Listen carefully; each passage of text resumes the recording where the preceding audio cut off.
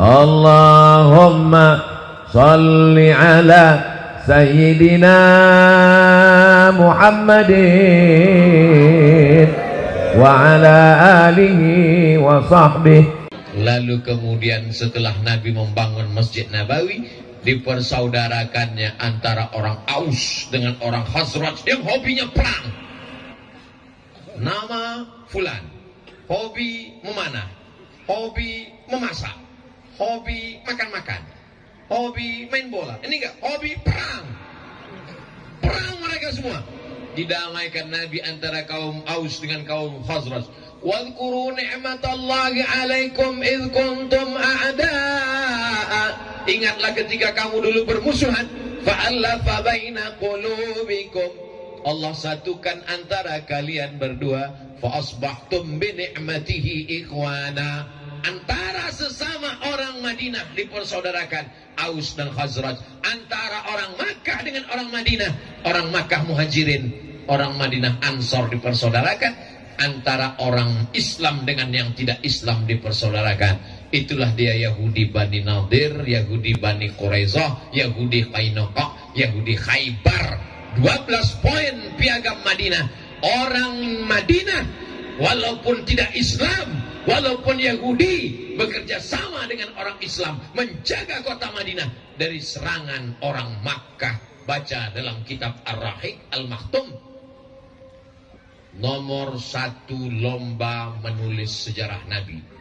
Mesir kalah, Saudi Arabia kalah, Maroko kalah. Yang menang nomor 1 orang mana? Orang India, Syekh Safiur Rahman Al-Mubarakpuri. Orang Islam mesti tahu bahwa di India itu banyak ulama-ulama besar yang luar biasa. Ini sekarang orang kalau ditanya, tahu India? Tahu? Apa yang kau kenal dengan India? Ya tahu istrinya dari belakang.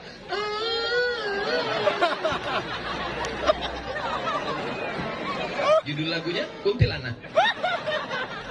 Bapak Ibu yang dimuliakan Allah Subhanahu wa taala. Kenapa Ustaz Abdul Somad tadi ceramah nengok ke sana, nengok, saya nengok. Saya itu kalau ceramah nengok berapa orang yang muak. Kalau saya lihat ada orang muak, saya berhenti. Saya sudah ceramah dari jam 9 sampai jam 10:30, 90 menit, nggak ada yang muak. Jamaahnya kuat, saya nggak tahan. Takbir. Kalian enak duduk, aku berdiri dari tadi. Kata yang belakang, Ustaz kami berdiri juga. Betul, memang kalian berdiri, tapi kalian berdiri cuma diam, aku ngomong. Masya Allah. Abdul Somad, selama orang masih mau berkumpul, selama orang masih mau mendengar ceramah, bicaralah. Karena bicaramu itu akan bernilai ibadah. Nanti sampai masanya kau mau ngomong tapi orang sudah tak bisa mendengar. Kapan tuh? Orang mati. Datang kita takziah. Mau ceramah apa sama orang mati? Sampai masanya nanti kau mau ngomong tapi kau tak bisa lagi ngomong. Kenapa? Kau sudah sakit, sudah tua. Sekarang saya diundang ke Bima, menggelegar suara saya. Assalamualaikum. Masih. Tapi kalau 30 tahun lagi, Assalamualaikum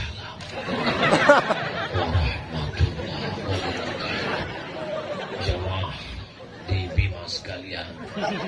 Judul kajian kita malam ini adalah bagaimana menyambut sakratul maut. Bapak yang dimuliakan Allah SWT. Jadi nanti dimanapun, di kantor dinas, di kantor bupati, di kantor lurah, di masjid surau langgar musola, kalau ada menyambut peringatan 1 Muharram, datang atau tidak datang? Datang, duduk, dengar, diam. Ngantuk-ngantuk dikit, diampunkan Allah Ta'ala. Amin. Saya belum pernah marah kepada jamaah yang tertidur, belum pernah. Saya pulang 2008 dari Maroko, sekarang 2022, 14 tahun saya ceramah, belum pernah sekalipun marah ke jamaah yang tertidur. Kenapa? Karena kalau ada jamaah yang tertidur, itu berarti hatinya sudah tenang.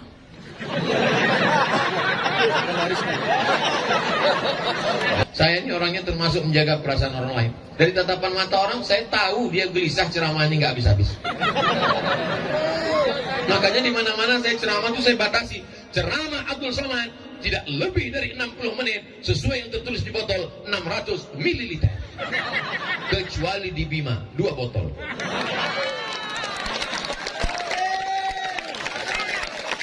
Masya Allah, tabarakallah. Kadang kita ceramah di kantor. Orang-orang di kantor ini berangkat dari rumah, dia udah kena tekanan. Tekanan siapa? Tekanan orang rumah. Pas di jalan kena tekanan. Tekanan siapa? Razia lalu lintas. Sampai di kantor, ada tekanan lagi. Apa itu? Pengajian. Jadi dianggap ustaz itu pelengkap penderitaan hari itu. Makanya saya selalu mengatakan, saya ceramah nggak lebih dari 60 menit. Supaya apa? Supaya mereka tahu bahwa penderitaan ini nggak akan lama lagi, selalu berlalu. Ada kepastian yang diinginkan manusia. Lalu kemudian apa yang terjadi ketika itu? Bahwa Nabi Abu Bakar hubungannya amat sangat spesialis, sampai Abu Bakar itu bisa merasakan perasaan senang melihat Nabi senang. Apakah Bapak Ibu sudah bisa merasakan perasaan saudara? Bisa melihat teman mobilnya baru ikut senang, melihat teman rumahnya baru ikut tenang, melihat teman istrinya baru ikut tenang. Sudah bisa merasakan perasaan itu? La yu'minu ahadukum, kamu belum beriman hatta yuhibba li akhi, sampai kau dapat merasakan perasaan saudaramu kama yuhibbu li nafsi, sama seperti sayang pada diri sendiri. Ikut senang melihat senang, ikut susah melihat kesusahan orang lain. Yang banyak sekarang bukan begitu. Intamsaskum hasanatun tasuhum, kalau kamu dapat nikmat dia susah hati. Wa intusibukum sayyi'atun, tapi kalau kamu dapat musibah yafrahu biha, dia senangnya luar biasa. Gimana kabar si Anu sekarang? Dia berhasil mau berangkat haji. Apa?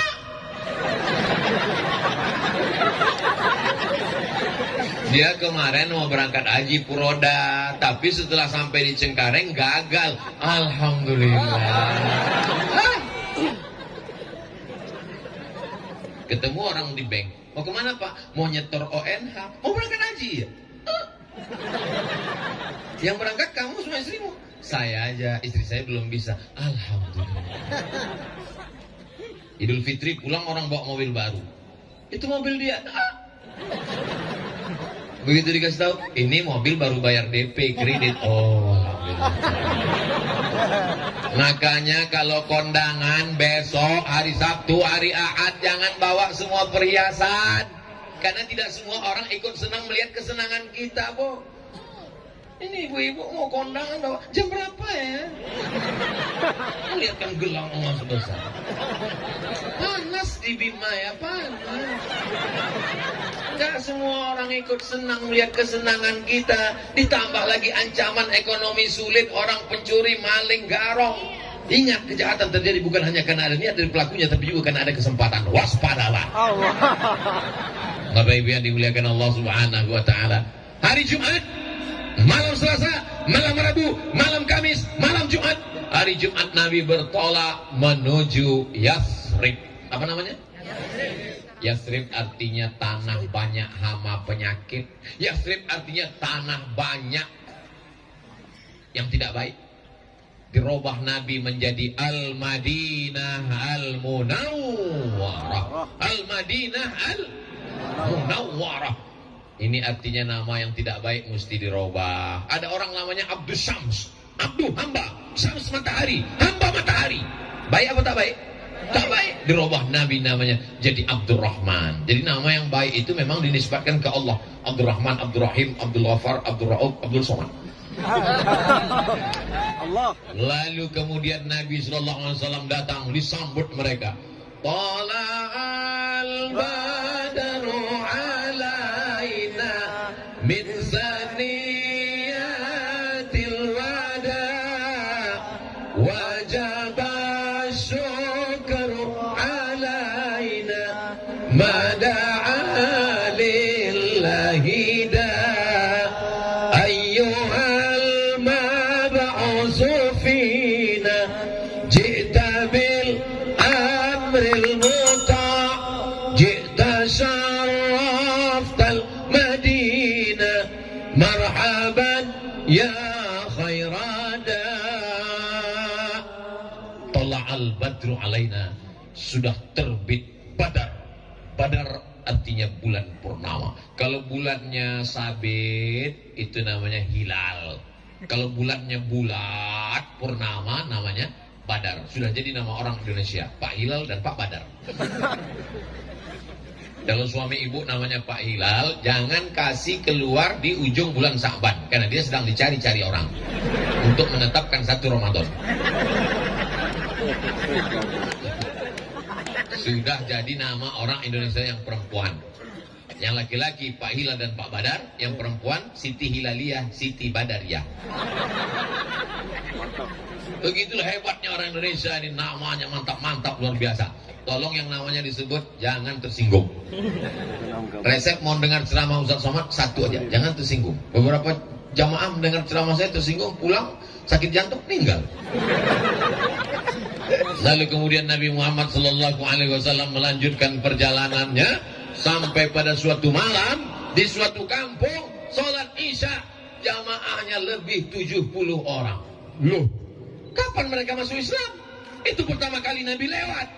Ternyata perjalanan di ujung tanduk terancam mau dibunuh orang, tapi dakwah tak boleh berhenti. Nabi mengajarkan dakwah, rukun-rukunnya aja yang dibaca. Al-Fatihah, niat, Al-Fatihah, takbir. Langsung saat itu mereka sholat berjamaah, makmumnya 70 orang. Lanjut perjalanan. Akhirnya mereka pun sampai di suatu tempat namanya Quba. Sebelum masuk ke Masjid Nabawi, sampai di Quba hari Senin. 4 malam menginap di Quba. Malam Selasa, malam Rabu, malam Kamis, malam Jumat. 4 malam berdiri satu masjid. Itulah dia Masjid Quba. Mudah-mudahan nanti kita bisa sampai ke Masjid Quba. Siapa yang sholat di Masjid Quba dapat pahala seperti umroh. Apa Pak Ustaz? Siapa yang sholat di Masjid Quba dapat pahala seperti umroh? Loh, saya kemarin waktu umroh mampir di Masjid Quba, enggak sholat, foto aja Pak Ustaz.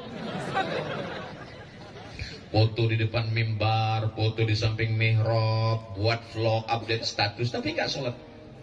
Yang salah siapa? Ustaz Somad. Kenapa aku yang salah? Kamu yang tidak belajar. Panjang umur sehat badan, kita akan umroh insyaallah. Amin. Ongkos tanggung sendiri. Apa pelajaran dari sini? 4 malam mendirikan masjid. Manfaatkan. Jangan mati sebelum bangun masjid. Allahu Akbar. Bisa membangun masjid dengan kekuasaan, pakai kekuasaan bangun masjid. Berdiri Masjid Agung Bima. Allahu Akbar. Bisa bangun masjid. Ustaz Somad, di Bima ini ada masjid terapung. Wow, amazing. Berarti dia di pinggir laut. Iya Pak Ustaz, begitu saya lihat tadi ada tiangnya.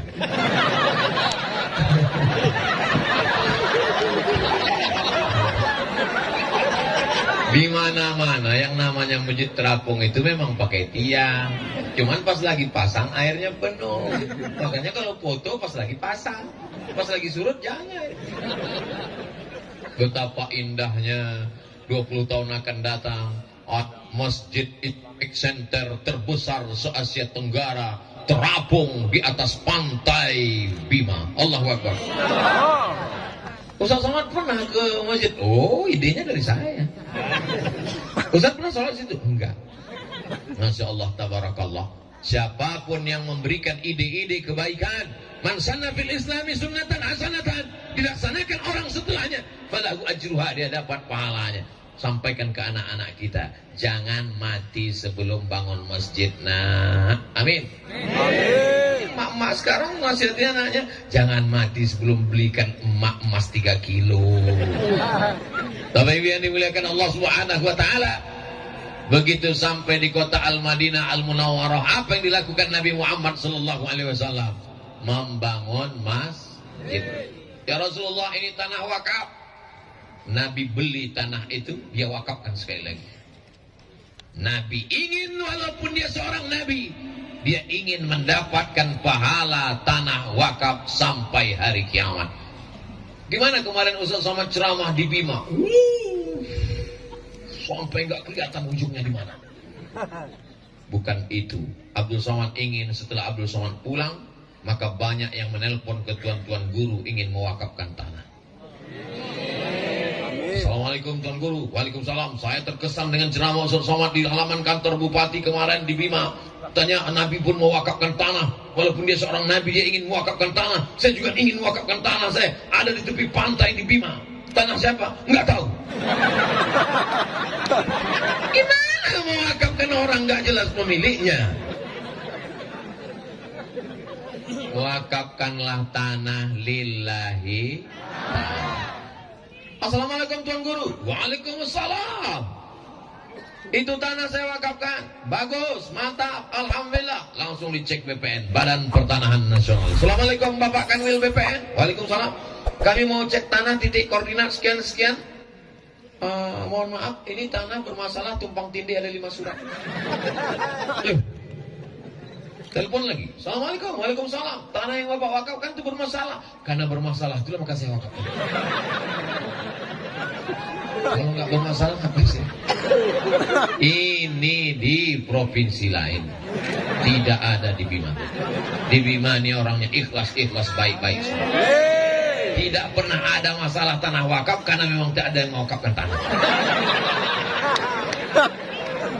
Insya Allah Pak Ustadz mewakafkan tanah yang kau punya sejauh mata memandang.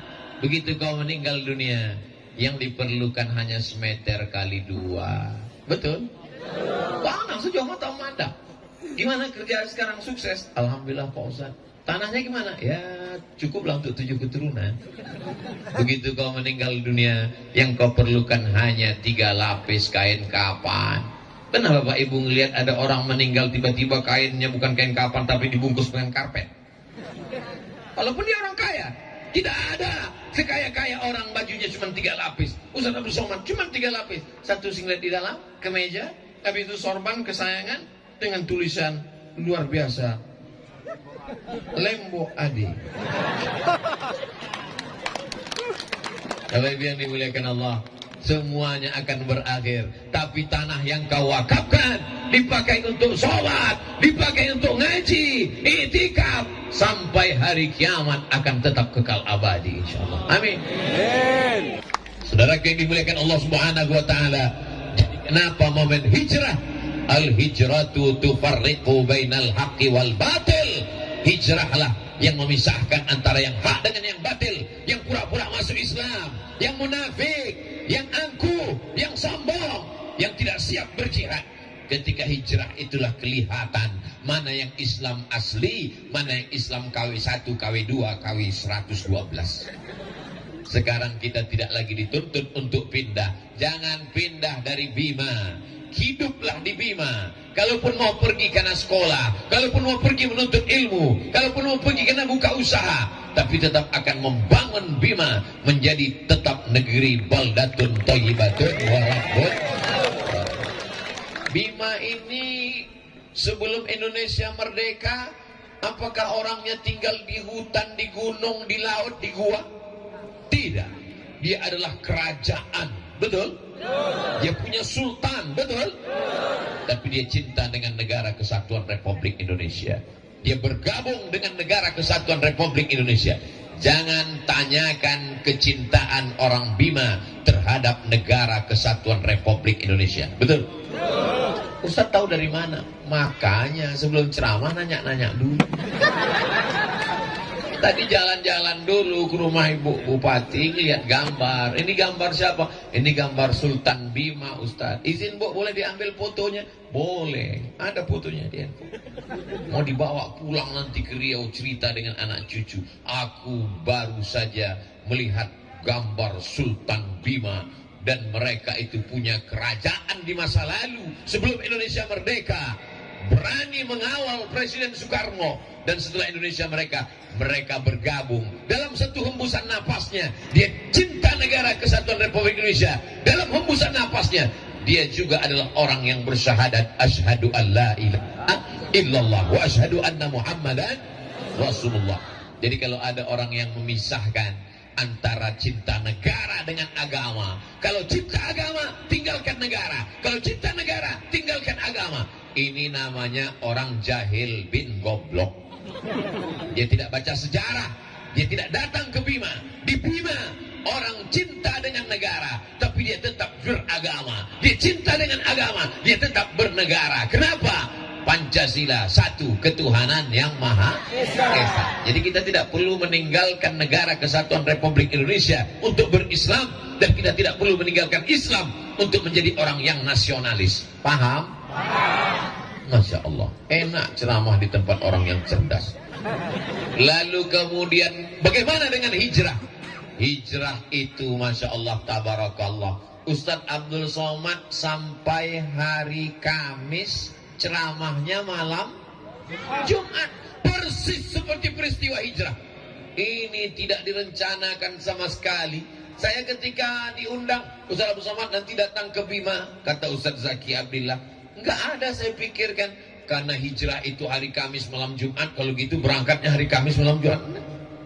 Bertepatan, sudah tertulis di Lauhil Mahfuz bahwa kita bertemu di Bima hari Kamis malam Jumat. Kata orang jangan keluar malam Jumat, banyak hantu. Hantu-hantu semuanya lari, luntang, pukang, tunggang langgang. Kenapa? Karena kita datang membawa asma Allah, dibacakan ayat-ayat suci Al-Quran. Begitu dibacakan Al-Quran tadi, setannya sudah pada lari semuanya. Jadi kalau ada suami ibu besok yang tidak sholat subuh, itu bukan salah setan, tapi salah. Banyak sekarang orang menyalahkan setan. Kamu kenapa nggak sholat? Aku sebetulnya mau sholat, tapi digoda setan. Sudah dibacakan Ustadz kita tadi, setannya sudah lari semua. Kalau begitu yang salah orangnya. Orangnya sudah kesetanan, setannya pula udah keorangan.